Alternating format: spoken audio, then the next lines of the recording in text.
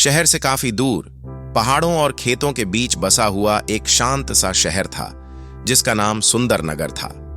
सुंदरनगर कोई बड़ा शहर नहीं था, लेकिन यहां रहने वाले लोग मेहनती और सरल स्वभाव के थे। यहां जीवन धीरे चलता था, बिना शोर और बिना दिखावे के। इसी सुंदरनगर के एक कोने में एक पुराना सा घर था। मिट्टी की दीवारें, टिन की छत और छोटा सा आंगन। इसी घर में राघव अपने माता पिता के साथ रहता था। राघव कोई खास इंसान नहीं था, वह बस एक साधारण लड़का था जो बचपन से ही जिम्मेदारियों के बोझ के साथ बड़ा हुआ था। उसके पिता अक्सर बीमार रहते थे, कभी काम मिलता कभी नहीं। माँ घर और पिता दोनों को संभालती थी। धीरे धीरे घर की सारी जिम्मेदारी राघव के कंधों पर आ गई। उम्र कम थी, लेकिन परेशानियां बहुत ज्यादा थीं। हर सुबह राघव अंधेरा होते ही उठ जाता, चुपचाप तैयार होता, माँ के पैर छूता और काम पर निकल जाता। दिन भर मेहनत करता, शाम को थका हुआ घर लौट आता। उसकी जिंदगी शांत थी, लेकिन उसके मन के अंदर रोज एक लड़ाई चलती रहती थी। कभी कभी जब वह बाजार से गुजरता तो लोगों को हंसते मुस्कुराते देखता। कोई अपने बच्चों के लिए खिलौने ले रहा होता, कोई चाय की दुकान पर बैठकर बातें कर रहा होता। राघव सब देखता था, पर कुछ कहता नहीं था। उसके मन में सिर्फ एक ही सवाल उठता था, भगवान, मेरी जिंदगी इतनी कठिन क्यों है? रात को छत पर लेटकर वह आसमान देखता।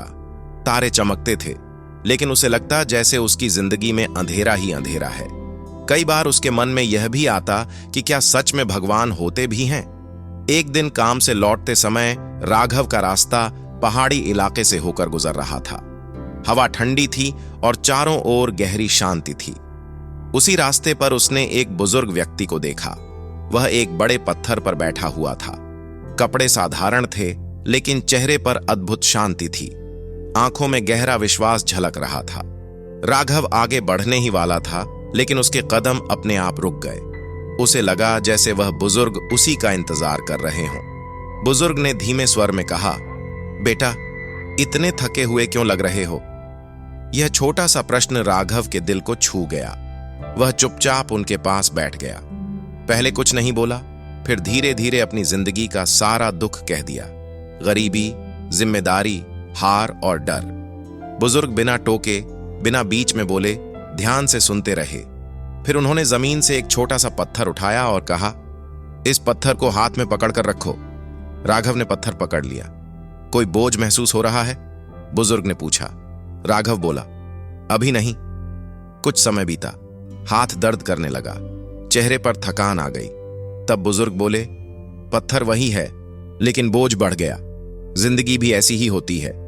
मुश्किल तब नहीं होती जब वह आती है, मुश्किल तब होती है जब हम उसे मन में पकड़कर रख लेते हैं। राघव चुप हो गया, उसकी आंखें भर आईं। बुजुर्ग ने आगे कहा, तुम सोचते हो कि तुम अकेले हो, लेकिन याद रखो, जब इंसान सच्चे मन से कर्म करता है तो भगवान स्वयं उसका साथ देते हैं। यह कहकर बुजुर्ग मुस्कुराए। उनकी मुस्कान अलग थी। उस पल राघव के दिल में एक गहरा सुकून उतर आया। उस दिन के बाद राघव बदलने लगा। जिंदगी वही थी, मुश्किलें वही थीं, लेकिन उसका विश्वास बदल चुका था। अब जब भी कोई कठिनाई आती, वह मन ही मन कहता, कृष्ण मेरे साथ हैं। समय बीतता गया। राघव मेहनत करता रहा, सीखता रहा। कभी गिरा, लेकिन हर बार उठा। धीरे धीरे चीजें बदलने लगीं। घर की हालत संभलने लगी। जो लोग पहले हंसते थे, अब सम्मान से बात करने लगे। एक शाम राघव मंदिर गया। श्री कृष्ण की मूर्ति के सामने खड़े होकर उसने आंखें बंद कीं। जब उसने मूर्ति को ध्यान से देखा तो उसका हृदय तेजी से धड़कने लगा। मूर्ति के चेहरे पर वही शांति थी, वही मुस्कान, वही आंखें। राघव की आंखों से आंसू बहने लगे।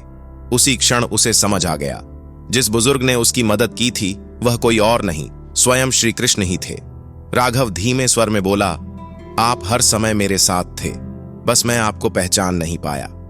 उस दिन के बाद राघव कभी खुद को अकेला नहीं समझता। मुश्किलें आज भी आती हैं, लेकिन अब डर नहीं लगता, क्योंकि उसे पता है जब इंसान कर्म करता है तो श्री कृष्ण स्वयं उसके सारथी बन जाते हैं।